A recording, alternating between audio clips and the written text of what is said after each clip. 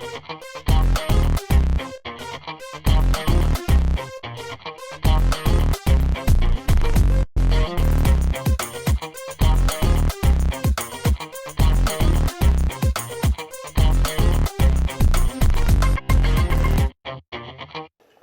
right, we're going to get the show on the road and begin our first Heritage Week event.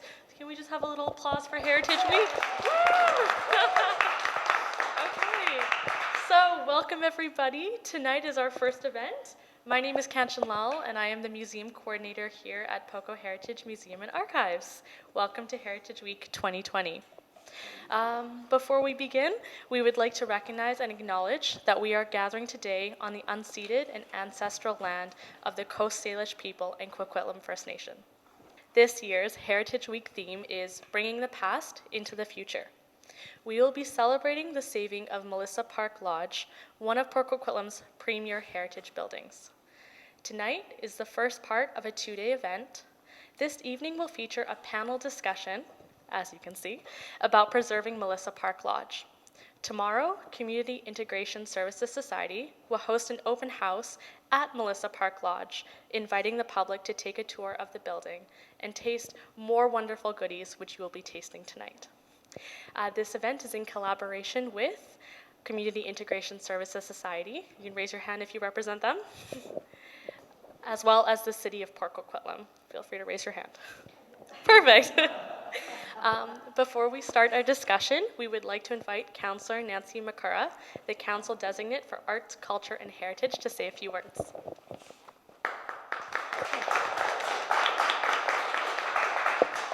Thank you, Ketchen. So good evening, everyone, and I'm absolutely honored to be the Designate for Arts, Culture and Heritage for the last about 2 years now. I've learned so much about the city, so much about our history, but I certainly want to learn more tonight.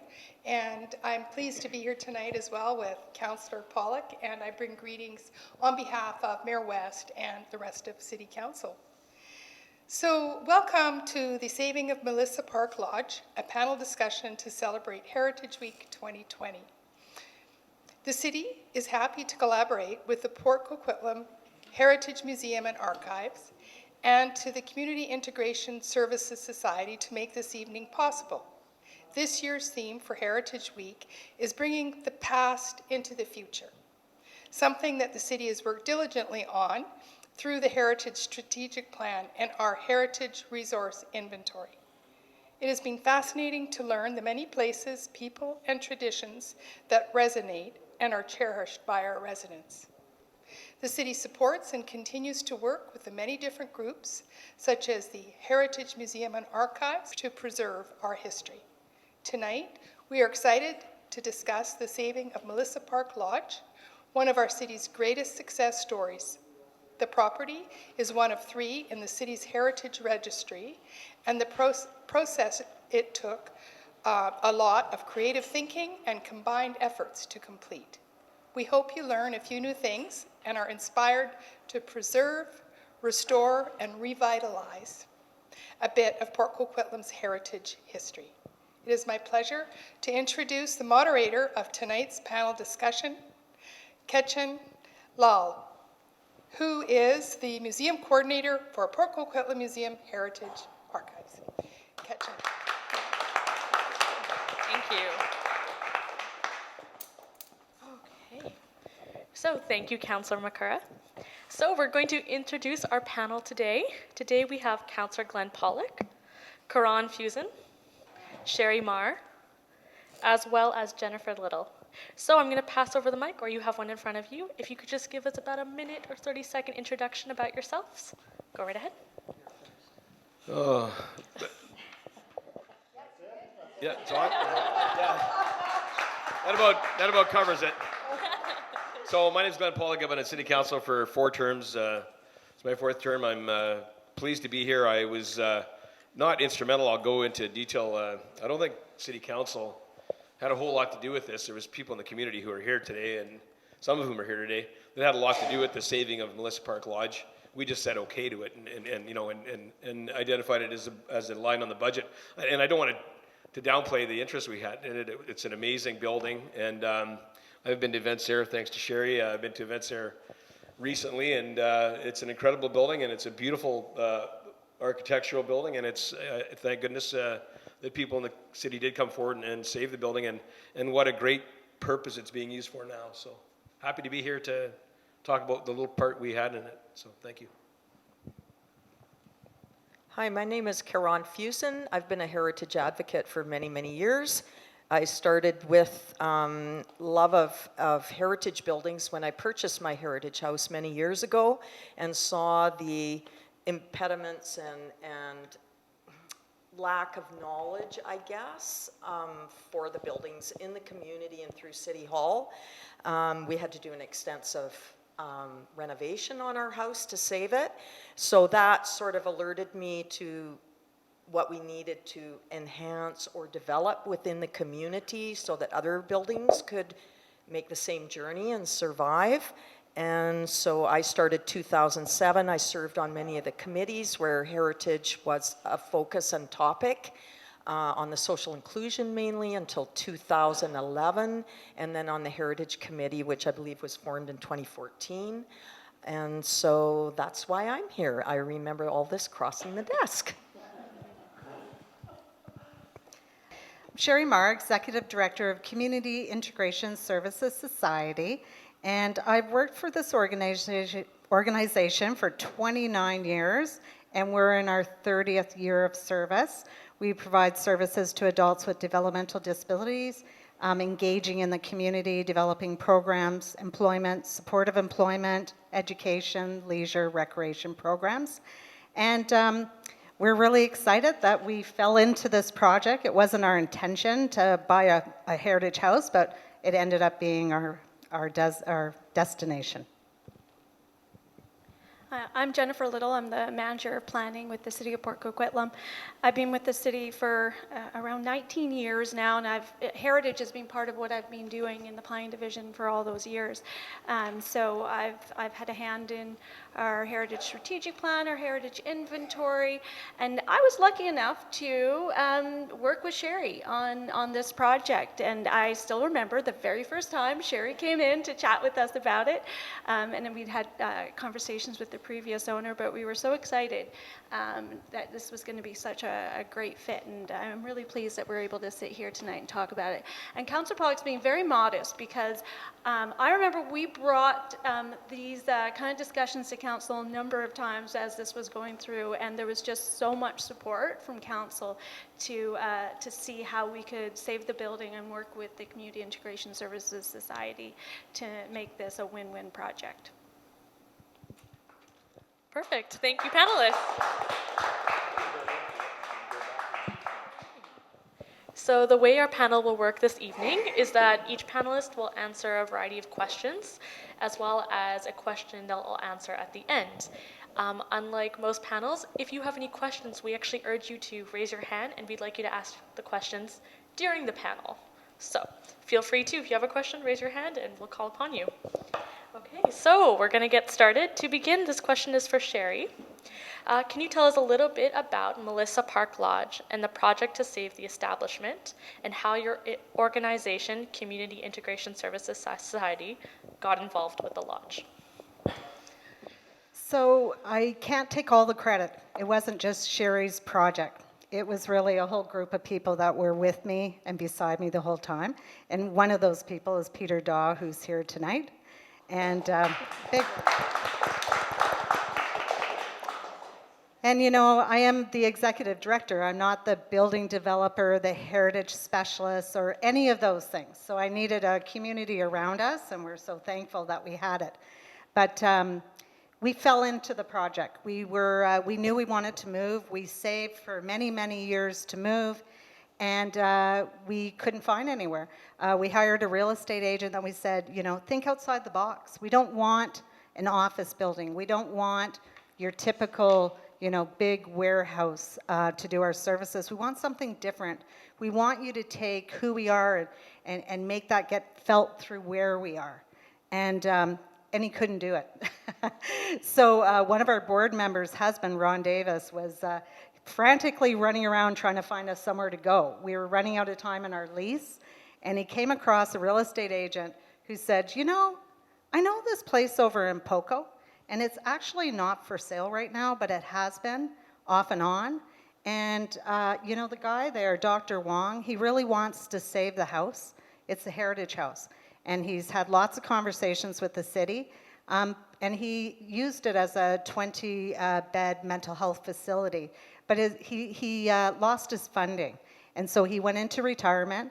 He needed to sell the property, but he was kind of holding out because it was zoned to be an apartment. So city could have easily had a great big apartment building on that corner, but instead supported us to do what we needed to do. So we were lucky we fell into it. So then Ron took Peter and Ron went to the building and kind of walked around it and could feel it, could see that there was potential, that this is where we could be. I mean, we knew it was going to take a lot of work, a lot of money, but it was definitely where we could be. And then they invited me to the building, and then it kind of went from there. So I was project leader, but I wasn't the only one, for sure. Thank you, Shrei. Next question is for Jennifer. Can you explain to the audience what a heritage revitalization agreement is? Absolutely, and heritage revitalization agreements, they're really powerful and really flexible documents. They're really cool, actually, that we have these powers as a local municipality.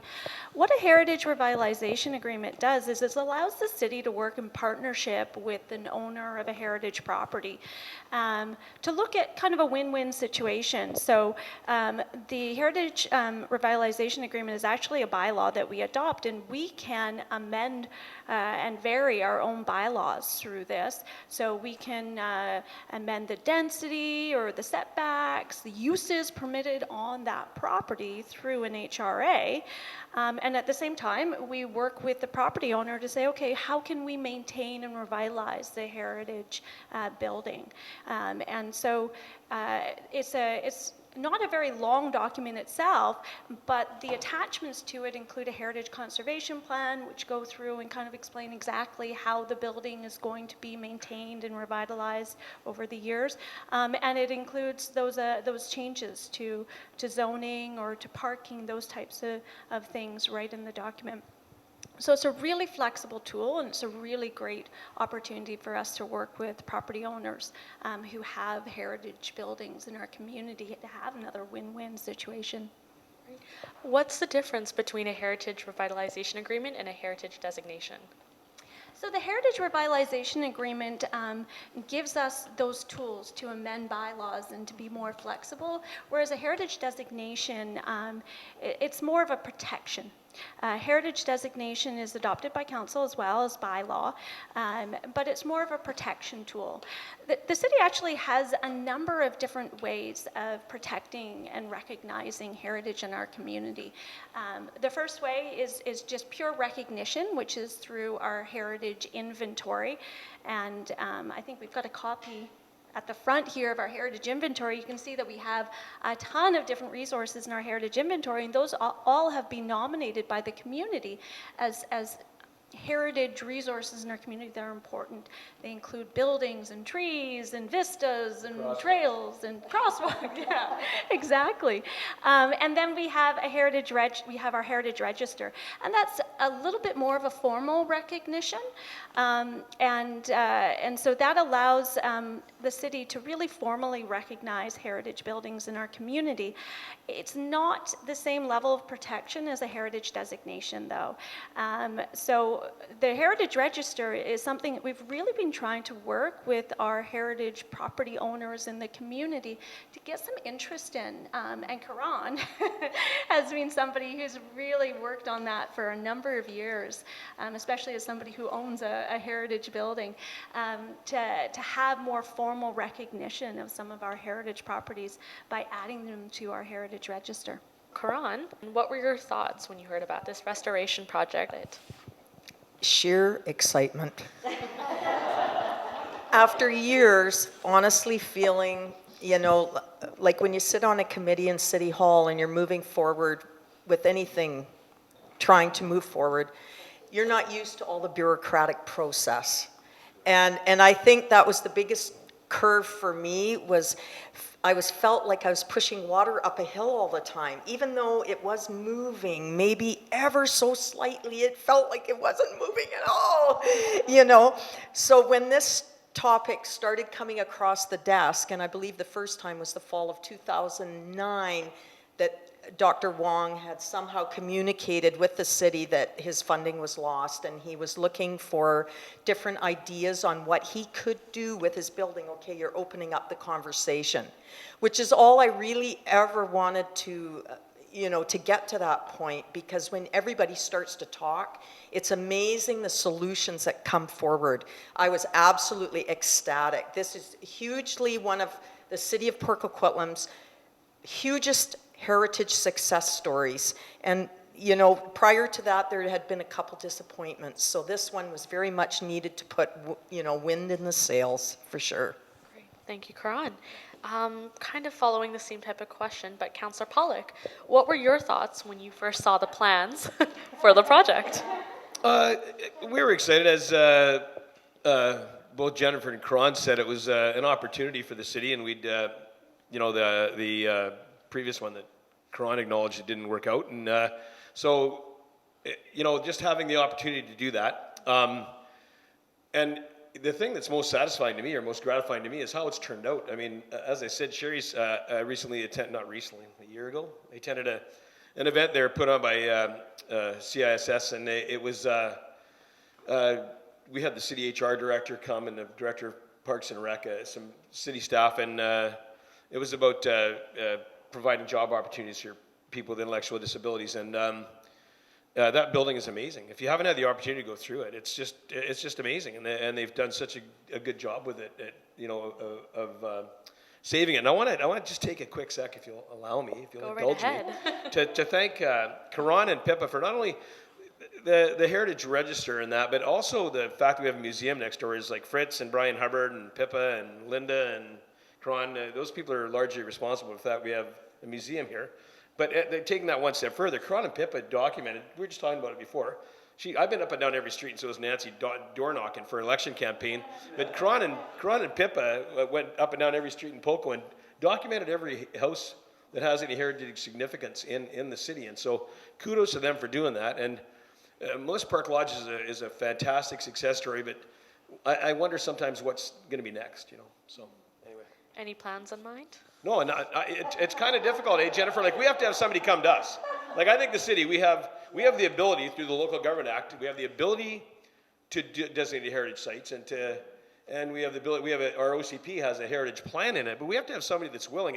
It's quite interesting that Pippa and Karon they put that list together, and then a year later, 8 months later, we had a meeting in the gathering place of all the people that owned those, and invited everybody who owned those houses. And there was neighbors on North Side over on, I think it was Suffolk or somewhere, I'm sorry, over on North Side anyway, just other side of Louis Highway, that were next door neighbors, both had beautiful heritage homes.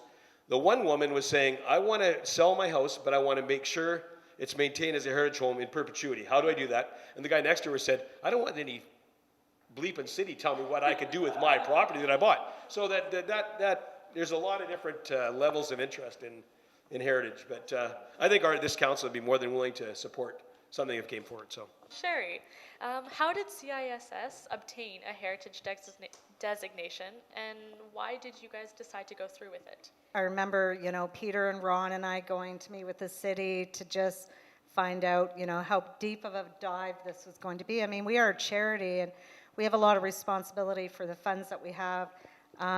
We knew we needed to find a place to call home where we could really help people express themselves. And we thought that was the location to do it, but we also knew that it was going to be a huge project. And then too, because it was heritage, we weren't sure what was behind the walls. And sometimes it's good, and sometimes it's not so good. And we knew that. But what we really needed was, although the city wasn't able to provide any monetary support, we needed them to not be in our way in the bureaucratic process. And so that's what so that was our first conversation. Are you with us? Because if you're not, delay is money. It costs a lot of money, so we weren't able to do that. And we were assured, And you know, Jennifer Little and Laura Lee Richards were incredible and made us feel really confident. And so then there was a journey that we had to go on. So we had a construction team that proposed the plans. We went in with, here's our vision, and then they were able to develop that with an architect and drawings. And then we went off to meet different people. And I always want to call it the Smart Growth Committee, but I'm wrong. It was Social Inclusion Committee at the time. And we went in and proposed our ideas there. And Councillor Forrester was on that committee, and he was all gung-ho. So we went in there to get the first step underway because we had to get a temporary use permit. We had to make sure before the bank was going to lend us money, we could actually use the building for something. and in its current zoning, we couldn't. It was an apartment building. And so we had to turn what were bedrooms into offices and had to make those changes. Thank you. Jennifer, so what were the benefits? You know, I think it was a couple of different things. We were, from a staff level, we were so excited to get CISS in the community as well. We saw it as such a great organization that wanted to come and contribute to the fabric of our community. And so we saw that as a huge win. And then the ability to save this building, and it's one of, I think there's only 2 buildings that were built prior to incorporation. Like it's got a huge history in our community. And we'd been working with the previous property owner, Mr. Wong, for a good year or 2. He was so keen on saving this building, and we were really trying to work with him to do so. And when Sherry and her team showed up in our offices and said, you know, we want to talk to you about, you know, a proposal to use Melissa Park Lodge, and we're really keen on the Heritage Building. We want to be part of your community. We were just like, yes. All right, what can we do here? How can we work together? It was a really, really great feeling to know that we were bringing in a great community service organization, but also able to save a building that was just so important to our community. Now, how much of a role did Dr. Wong play in the whole process? Is that for me? Anybody who would like to answer. Maybe I'll start and then I'll leave it over to somebody else. So we worked with Dr. Wong for a good year or 2 prior to. As soon as he found out he was losing his funding, that was because Fraser Health just switched their model for how they were funding how they were funding these care facilities. He came in and started chatting with us and telling us how important that building was to him. And he had offers from developers, and he was just steadfast in no, I love this building. I love the community. He was also really, really attached to his patients, so it was really hard for him to see the closure of his facility. But he really passionately wanted to see if he could figure out a way to save the building. And he actually looked at a bunch of ways that he could save the building, and then ultimately kind of said, I really want to retire. And luckily, as the ISS, it came into the picture. But if it hadn't been for his passion and his steadfastness in terms of, you know, I'm not selling to the highest bidder, I'm not going to just, you know, put it on the market and walk away. You know, it was a good year and a half, longer than that he worked to find a solution. I'll add just a little bit. But, so with Dr. Wong starting the process, like I said, we weren't experts in building development or heritage, and so we wouldn't have even known where to start with the project. He helped us with, we had to buy a secondary property next to it to accommodate parking. We are in a residential community. We didn't want to be a burden on the community. We wanted to be part of community. And so we needed to create sufficient parking in the back for drop-off, pickup. We use Handy Dart services and parents dropping off and picking up. And so we actually had to purchase a second property. Not that we wanted to. We didn't want to, but we needed to. And he was co-owner, so he had to do some magic to get us that property at a reasonable price as well. So we were thankful for that. Dr. Wong called me, I don't remember exactly when, it was sometime in 2010, and he was asking if I had any ideas, like how to to save the building. He told me of his plight, about the fact that he, had lost his funding. He wanted to retire and move up the Sunshine Coast. And he wanted to know if Heritage would support, whatever he chose to do, as long as it would, the building remained standing and kept its heritage integrity. But he was very committed to the fact, and I want to quote him, okay, because I think this is a really important quote. He said, the building has always been a place of caring, and I want it to continue, in perpetuity, carry it forward for the same purpose that it has been for many years.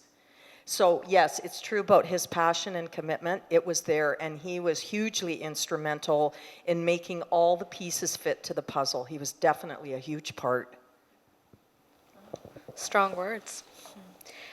Councillor Pollock, so can you tell us a little bit about your experience when you first walked in to the building after it had been restored?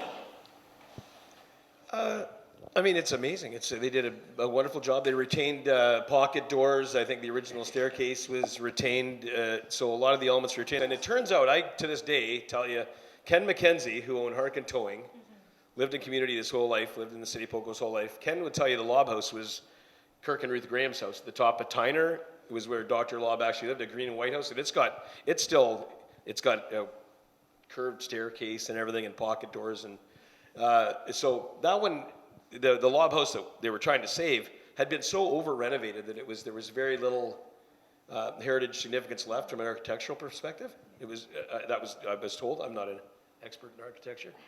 Maybe some people here, but Melissa Park Lodge, the pocket doors, the original staircase, and other elements were retained. So that and as somebody, I think it was Sherry said, it built in 1910 for the Fraser family. It's one of the old. I think Wendy Sinke used to own the house kitty corner almost. That's, I think, the original oldest house in Poco. But yeah, Karon can speak to that. But it's like the top three, and it's just amazing what they've done. And you go there now, and you'd think it was a brand new building, and they did such a great job of restoring it. So, Sherry, how did the public react to seeing the building for the first time? Well, we had a couple different interactions with the public. First of all, we had to go around and talk to our neighbors about the changes we were going to make. That was part of going through the city hall and process. And the only concern we heard was, oh dear, what happened to the people that live there? So we were like, we're in the right community. This is definitely a community of caring people. The building had been used as a caring facility since 1960. And so people were okay with us being there. They were just worried about where the people were going to live that had to move out. So that was great. When people come in the house, it's an automatic feeling. There's hardly, it's good for business for us to some degree, because when individuals with disability and their families come in for an intake meeting, they immediately fall in love with the feeling they get when they come in the house, because it has that welcoming feeling. And so that's good for us, because it helps us demonstrate who we are and what we do. I was saying earlier to Karon, I never really thought about it till you start thinking about it, but this is the first place we've been in the history of CISS where we haven't had a neighbor complain. Right? So yeah, that's good. Sometimes people just complain and like to point fingers at marginalized people, right? But this community didn't do that. The church was welcoming. They allow us to use their extra parking.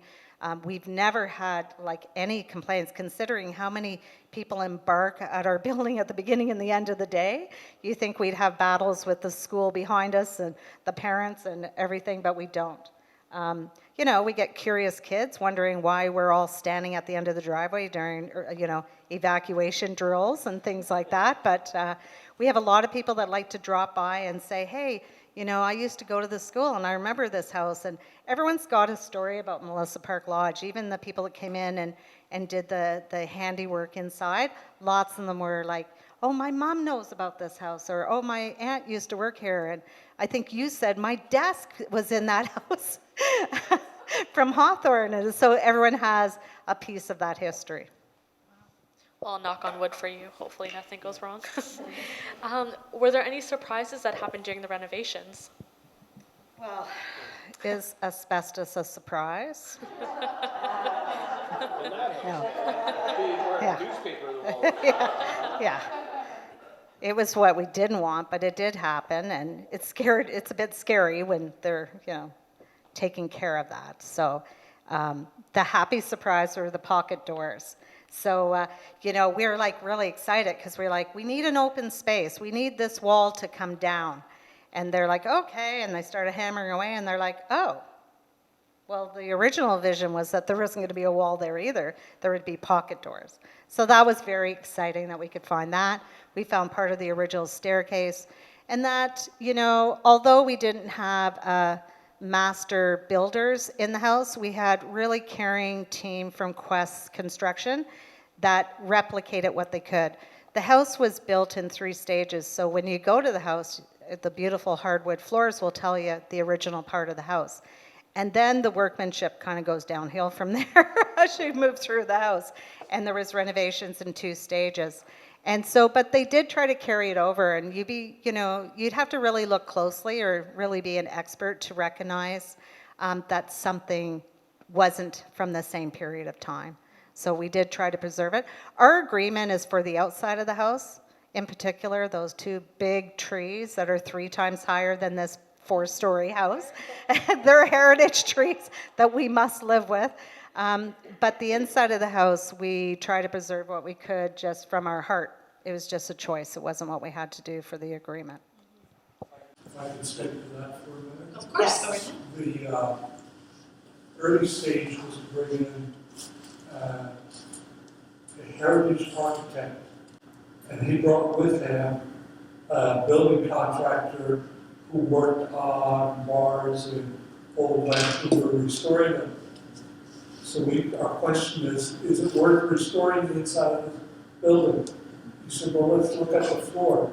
And he started peeling back the floor. And about 6 layers down, we found the hardwood. He said, if this building were being built today, the Douglas fir floors that are in here would be valued at $300,000. Wow.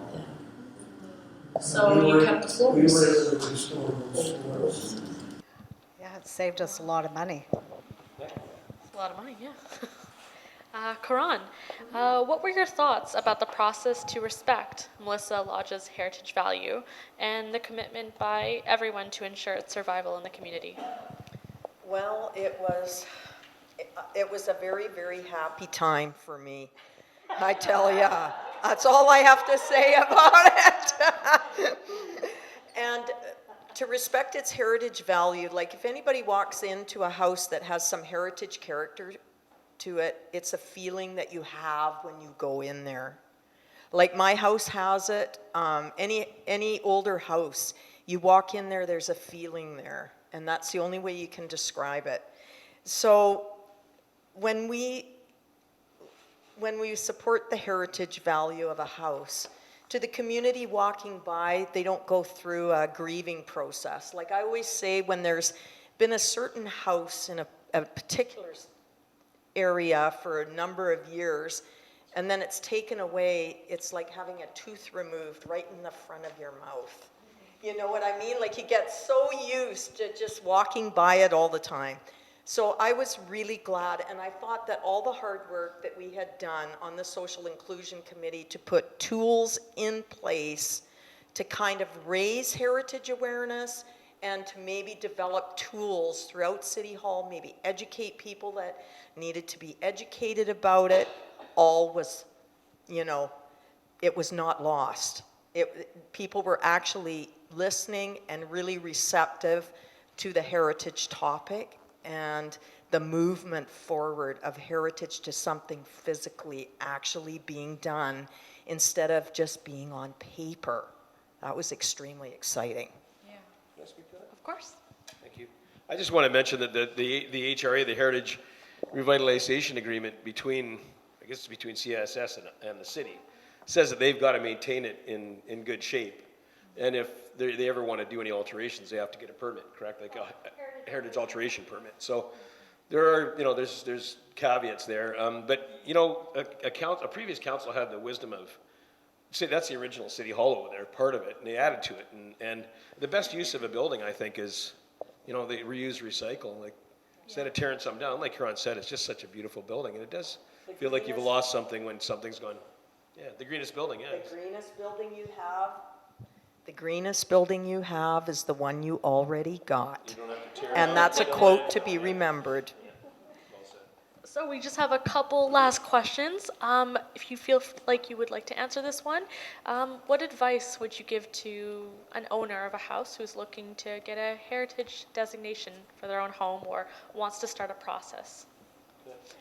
It's to whoever would like to Well, speak to it. I would like to encourage people to come forward. People in houses like Fuson's house, beautiful house, and it's a heritage house. And it's funny, like I said before, when we had the public meeting, there was people very divided on which way they wanted to go.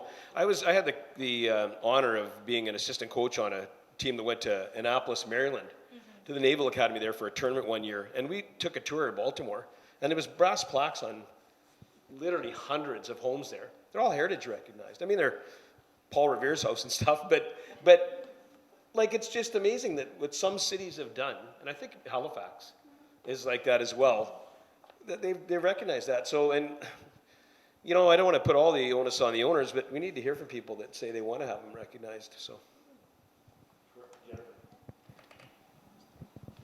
What I would say is come in and have a chat. Come in and have a chat with us. Come in and have a conversation. There are a number of different ways that we can recognize and protect heritage properties and heritage resources in our community, and we're happy to go through those and kind of talk to different property owners about what each includes. You know, our heritage register is really just a formal recognition of the heritage value of a property. It gives the city a little bit of protection. We're able to withhold or a demolition permit for 60 days, for example, so we can, if an owner of a property on our heritage register applies for a demolition permit. But, you know, I think there's a misconception that being on a heritage register is something that's very onerous and, you know, gives the city a lot of control, and I can never do anything. And that's not the case at all. So come in and have a chat with us, and we're happy to go through that. And then, you know, for those property owners who are looking for something more, who want to go through a heritage revitalization agreement with us to do something really unique and interesting, the way we did with CISS, we'd love to have those conversations as well. Property owners who feel really, really passionately that they want to see their property protected from now on and with previous or with new owners, heritage designation is a great idea. Right now, we only have 3 properties on our heritage designated. City Hall, the Roland Lacrosse Box, and Melissa Park Lodge. So as I said, that's the highest level of protection that a city is able to give. But there's lots of tools, and we'd really love to have those conversations. Okay. Thank you. can I point something out too? Go right ahead. The reason people get confused, the reason that they often say the reason lacrosse box is protected is because Central Elementary was there, but that's not the case. It's because that was in the 30s. That lacrosse box was built out of old railroad cars from the CP rail, so it's got that heritage significance. During the Depression, they built a lacrosse box with a dirt floor out of rail cars. So I have one last question this evening, and this is for you all, and bringing it back to why we're having these events this week. It is Heritage Week. So can you tell us why you think it's important that we're advocating and promoting heritage in our communities? Who wants to go first? I'll go first.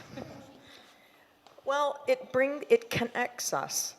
It connects us, and you know, if you learn from your history as well, and they didn't build houses any better than they did back then. They're sturdy, like my floor joists are petrified. Heritage is an important facet of the community. It's part of our culture. Why are we here? Okay. Part of it is attached to the buildings, like City Hall was built to accommodate. Why we are here, to create a governing building that would take care of the community that was forming around the rail yards. It's all interconnected. And when you have something physical that you can touch, it makes the stories come more alive, you know, and people can relate better.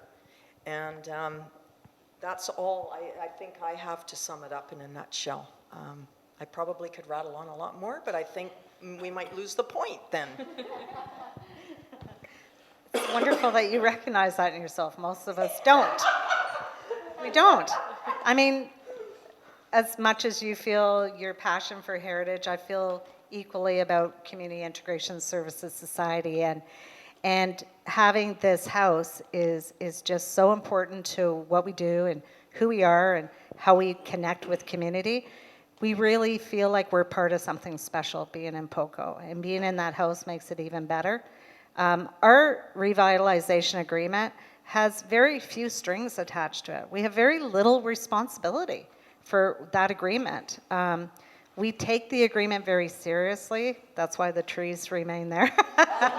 It's always our joke, look at those trees, they're gonna be to the moon, but they're sturdy trees, so we're not afraid of them. But you'll have to stand back from the house and look when you come to see how high they are. But I love being in Poco. It's a wonderful place to be.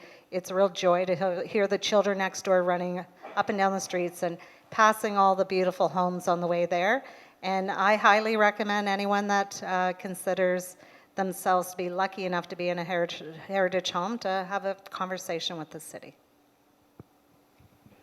I think what I can say is from my years working in Port Coquitlam, heritage is just something that continually comes up as being important to the community. And we hear it when we go through our official community plan processes, when we did our heritage strategic plan, the heritage inventory.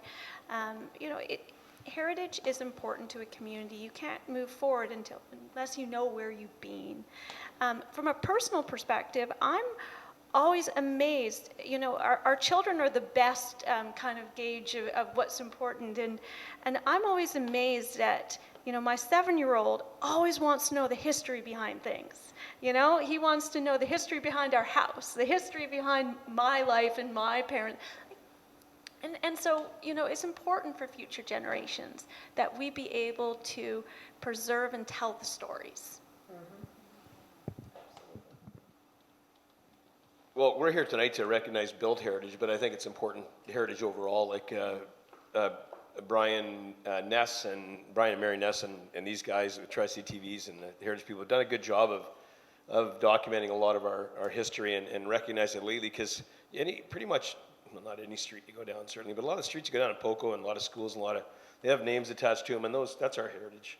And we've recently had discussions at council. We got a brand new community center built, and certain people in the community approached us and said, "Are you gonna keep the names?" And we are gonna keep the names, and because those people, like Roland Box was named after Doug Roland, and he was the father of lacrosse in Poco, and he coached Mike Forrest when Mike Forrest is north of me, and so he's in his 70s, and Doug Roland coached him. So, it tells you how long that history is. So, I was really disappointed lately. My wife and I got an email saying that the BC Lacrosse Association is changing the name of all their awards, and I was really disappointed because those people. There's a guy named Dal Martin that was a trainer that I knew in the mid-'60s, and they're just changing the name from the Dal Martin to Don Hedges, who's a wonderful guy.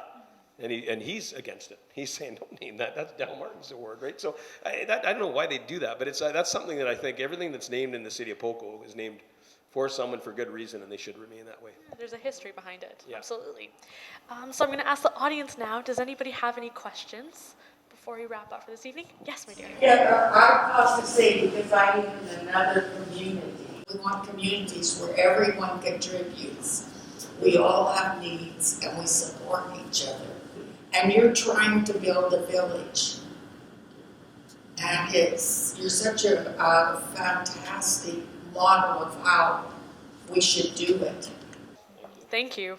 Could I just add, we have some other heritage success stories too.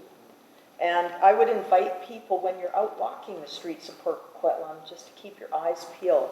I have one house that I live on across from mine, and the owner there was also committed to keeping that building, the heritage house, and so he sold off the lot beside, and he's building a coach house behind, therefore complying with density desires that the City of Port Coquitlam would like to, it's in their plan. but yet he keeps the heritage building, so he's keeping the heritage people happy, and he's keeping himself happy because he's opening up income for himself as he heads into retirement. The house on the corner of Mary Hill, as we alluded to earlier, George Black House is the oldest house in the community, and some people from the Maritimes moved here, bought it off my friend Wendy Sankey, and they have, I don't know if the word would be restored it, but they've kept its heritage flavor. They have done the colors like a heritage building from the Maritimes is kind of the color scheme on it. Hey, that's cool. You know, the building's still there, and it still has a heritage character about it, and it's still the oldest building. My house is still going strong. We redid the foundation. Mine has a long history connected to the Coquitlam Terminal Company that was built, to house some supervisors and that from the train yards when we were building the marshalling yards, and it has a long history, and I know all the owners and what they did. We've had a couple city councillors in the house that have lived there over the years, and there are many others. There are some on North. Yeah, Pat, there's a ton of them around. If we just also open our eyes and just look for them. Sometimes they're nestled in between new houses, but they're there, right? So I just wanted to add a couple things. Thank you. And on that point, would you just go knock on their door and say, hey, you've got a beautiful house, and then a random stranger, but we'd love to maybe put your name on a registry. Would you be interested? We have had that conversation, but we always leave it so that it's a voluntary thing for people to come forward. We try to educate them about it. There's still a lot of miscommunication out there about being on a heritage registry and fear. Right? Not as much as people think. And so trying to allay that is sometimes really a challenge. I'm not sure. I mean, we've had many seminars and public input sessions over the years. Did we, sorry Nancy, but I want to ask, when we had that open house, Yeah. because there's a lady there whose daughter had taught at Lincoln with my wife, and so she was one of the ones that wanted to save her house and make sure it was saved. Did we invite all the people, or a lot of people you identified? Yeah, So that's how we had a bunch of men, Nancy, and explained the process. We've That done was that a a good couple meeting. of times. Yeah. We did one about 2 or 3 years ago, actually over here in the museum. Yeah. With Yeah, I the went to Heritage that. Society on that one. Is there somewhere on the website Yep, that it also gives steps and absolutely. I'm not sure I'm going to give it right, but I think it's www.coquitlam.ca/heritage. I think that's where you need to go, and they can contact Planning Division, and we're happy to go through that with them. All right, question in the back. Two questions, I apologize. One is on the new PCC building. I mean, in a sense, that is the new heritage, and we removed some of the physical heritage before. So, more to the city staff, what did you learn about that process of removing that building and then building the new one? And did you pick up any heritage cues from the citizens of the community about what was precious to them or what they wanted to attain, or how do you continue? Well, we made a big mistake early on in the process. We built, you notice how they built Mary Hill Middle School, how they built James Park. They built schools right next door to them, that close, right? Because they're using the property they got. So we decided to do the same thing. We said, we didn't want to have any interruption of service. We didn't want any lacrosse players or hockey players or figure skaters or seniors or anybody to miss a day of their activities. So we said, we're going to take that piece of property and we're going to build all around it, right? And we didn't think of the trees. And I've coached in that building, the old building, for 31 years. And if you had asked me how many trees were on that site, I would have said 20. There's 137 or something like that, trees. Different. Some, when you see a tree, they're that big. Some of the ones that really got roasted on with the sequoia, so in front there in front by the library. But that was just ignorance. I mean, to be perfectly honest with you, we just thought, hey, we're doing a great thing here. We're not going to have any interruption of service. So we had to take down some heritage trees. There's some beautiful trees there that I don't know how we would have changed the process, but I don't know what we would have done different. You'll see as it moves forward, the reason the sequoias went is because there's going to be a kind of a horseshoe-shaped plaza there with drop-off, and we've had a gentleman, Dan from the Rick Hansen Foundation, on helping with wayfinding things inside the building, anything for persons with disabilities.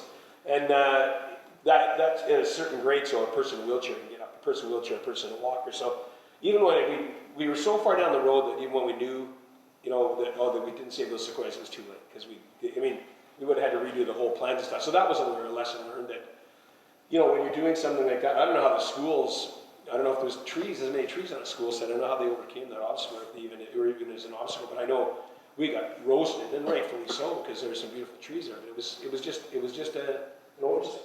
So, Yeah, I agree with your comment. The one I would observe was like the Wilson Center. Yeah. Well, that's a cultural heritage of connection. for sure. And I think initially the city now has the Wilson Cafe or Lounge, right? Yeah.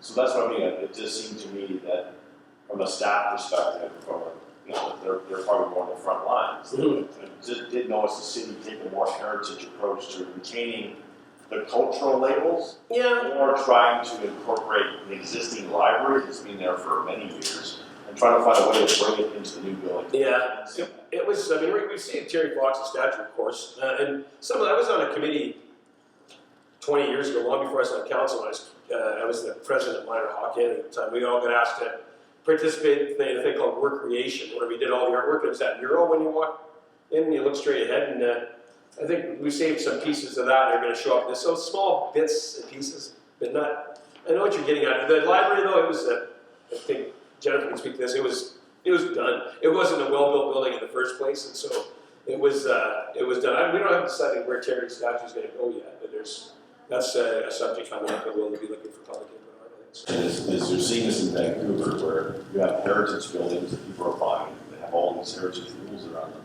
It's kind of like calling a farm where neglect, I can't remember the term is, if you don't look after a building, it gets to the point where the cost to repair it is.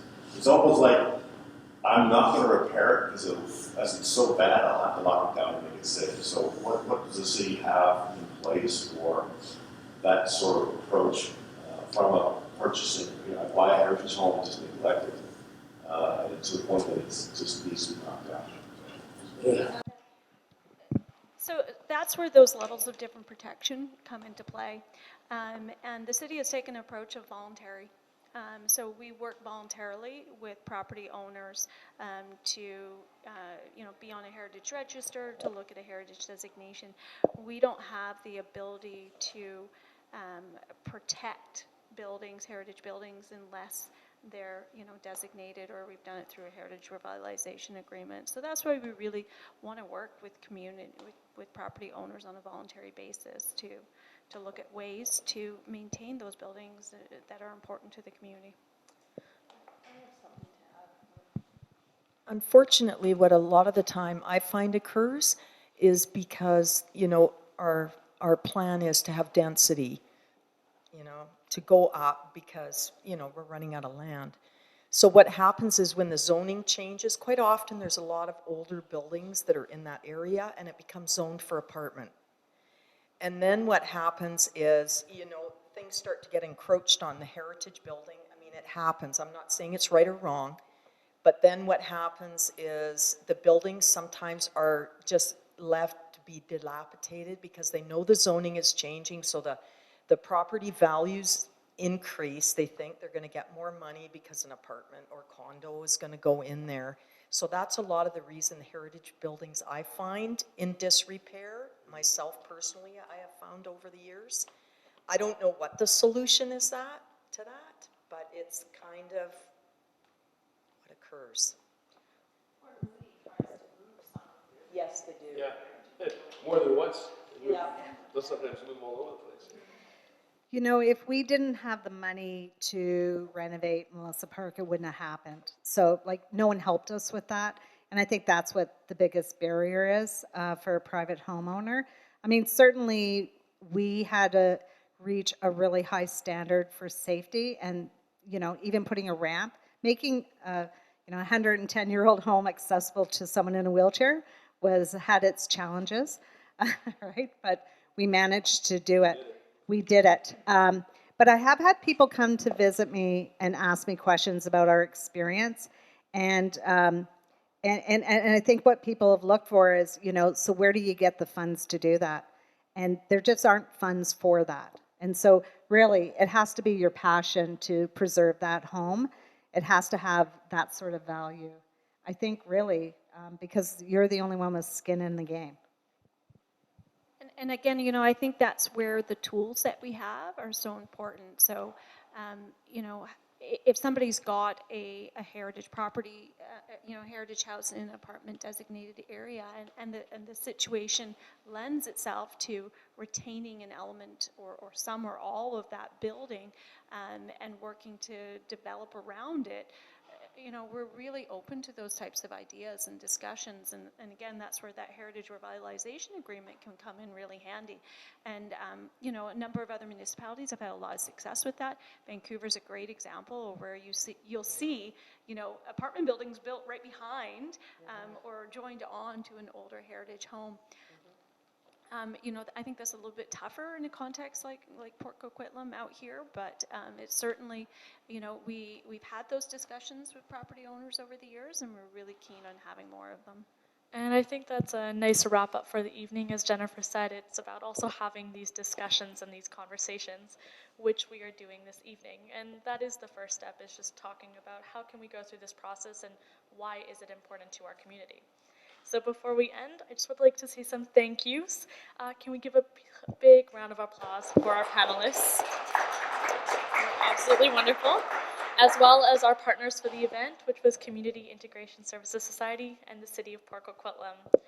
As well as I'd like to give a big thank you to our lovely Marg Owens. She is the one who orchestrated and organized this entire event.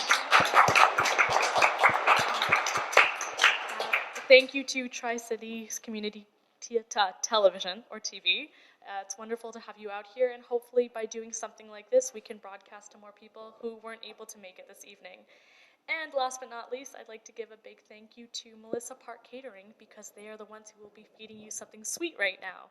So if you just go across the hall to the Port Coquitlam Museum and Archives, please help yourself to coffee, tea, as well as some goodies. And we have just launched our new exhibit, which came out today. So please go take a look and learn more about this history and the story of Port Coquitlam.